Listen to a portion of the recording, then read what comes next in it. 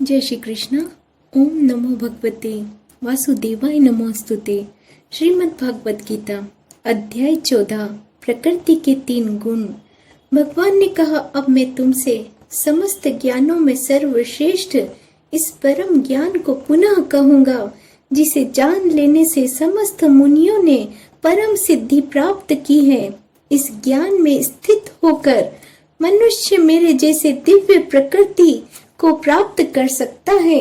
इस प्रकार स्थित हो जाने पर वह न तो सृष्टि के समय उत्पन्न होता है और न प्रलय के समय विचलित होता है। हे भरत पुत्र, ब्रह्म नामक समग्र भौतिक वस्तु जन्म का स्रोत है और मैं इसी ब्रह्म को गर्भस्थ करता हूँ, जिससे समस्त जीवों का जन्म संभव होता है। हे कुंती पुत्र, तुम यह समझ लो कि समस्त प्रकार के जीव योनियों और इन भौतिक प्रकृति में जन्म द्वारा संभव है और मैं उनका बीज प्रदाता पिता हूँ। भौतिक प्रकृति 3 गुणों से युक्त है, सतो, रजो तथा तमोगुण। हे महाबाहो अर्जुन, जब शाश्वत जीव प्रकृति के संसर्ग में आता है तो वह इन गुणों से बंध जाता है। हे निष्पाप सतोगुण अन्य गुणों की अपेक्षा अधिक शुद्ध होने के कारण प्रकाश प्रदान करने वाला और मनुष्य को सारे पाप कर्मों से मुक्त करने वाला है। जो लोग इस गुण में स्थिर होते हैं वे सुख तथा ज्ञान के भाव से बंध जाते हैं। हे कुंती पुत्र, रजोगुण की उत्पत्ति असीम आकांक्षाओं तथा तृष्णाओं से होती है और इसी कारण से यह देहधारी जीव सकाम कर्मों से बंध जाता है। हे भरत पुत्र, तुम जान लो कि अज्ञान से उत्पन्न तमोगुण समस्त देहधारी जीवों का मोह है और इस गुण के प्रतिफल पागलपन, आलस्य तथा नींद है, जो बुद्धि जीव को बांधते हैं। हे भरत पुत्र, सतोगुण मनुष्य को सुख से बांधता है, रजोगुण सकाम कर्म से बांधता है और तमोगुण मनुष्य के ज्ञान को ढककर उसे पागलपन से बांधता है। हे भरत पुत्र, कभी कभी सतोगुण रजोगुण तथा तमोगुण को परास्त करके प्रधान बन जाता है, जो कभी रजोगुण सतो तथा तमोगुण को परास्त कर देता है और कभी ऐसा होता है कि तमोगुण सतो तथा रजोगुण को परास्त कर देता है। इस प्रकार श्रेष्ठता के लिए निरंतर स्पर्धा चलती रहती है। सतोगुण की अभिव्यक्ति को तभी अनुभव किया जा सकता है जब शरीर के सारे द्वार ज्ञान के प्रकाश से प्रकाशित होते हैं।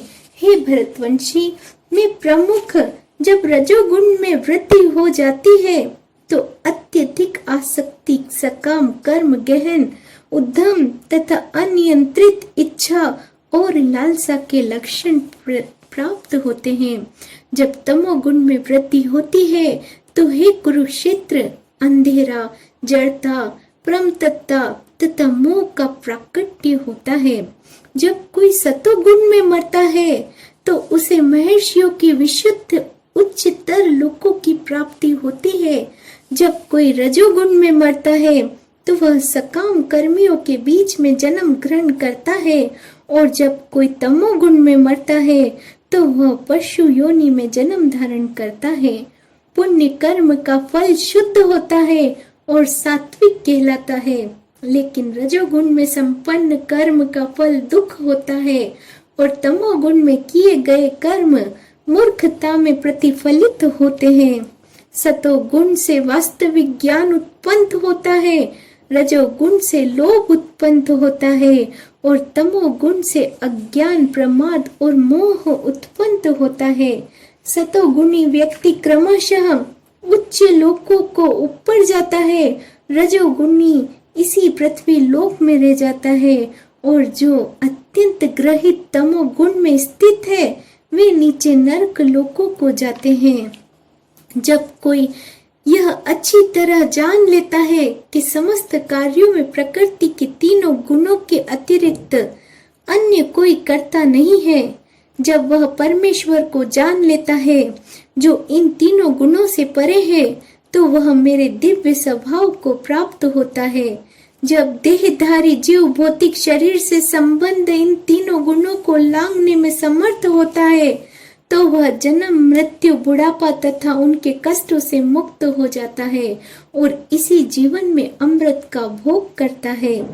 अर्जुन ने पूछा, है भगवान, जो इन तीनों गुणों से परे है, वह किन लक्षणों के द्वारा जाना जाता है? उसका आचरण कैसा होता है और वह प्रकृति के गुणों को किस प्रकार लांघता है? भगवान ने कहा, है पांडु पुत्र, जो प्रकाश, आसक्ति तथा मोह की उपस्थिति होने पर न तो उनसे घृणा करता है और न लुप्त हो जाने पर उनकी इच्छा करता है, जो भौतिक गुणों की इन समस्त प्रतिक्रियाओं से निश्चल तथा अविचलित रहता है और यह जानकर कि केवल गुण ही क्रियाशील है, उदासीन तथा दिव्य बना रहता है, जो अपने आप में स्थित है और सुख तथा दुख में एक समान मानता है, जो मिट्टी के ढेले, पत्थर एवं स्वर्ण के टुकड़ों को समान दृष्टि से देखता है, जो अनुकूल तथा प्रतिकूल के प्रति समान बना रहता है, जो धीर है और प्रशंसा तथा बुराई, मान तथा अपमान में समान भाव से रहता है, जो शत्रु तथा मित्र के साथ समान व्यवहार करता है और जिसने सारे भौतिक कार्यों का परित्याग कर दिया है, ऐसे व्यक्ति को प्रकृति के गुणों से अतीत कहते हैं। जो समस्त परिस्थितियों में अविचलित भाव से पूर्ण भक्ति में प्रवृत्त होता है, वह तुरंत ही प्रकृति के गुणों को लांघ जाता है और इस प्रकार ब्रह्म के स्तर तक पहुंच जाता है और मैं ही उस निराकार ब्रह्म का आश्रय हूँ, जो अमृत्य, अविनाशी तथा शाश्वत और चरम सुख का स्वाभाविक पद है। इस प्रकार श्रीमद् भागवत गीता का 14वां अध्याय प्रकृति के 3 गुण का भक्ति वेदांत तात्पर्य पूर्ण हुआ। जय श्री कृष्णा। ओम नमो भगवते वासुदेवाय नमोस्तुते।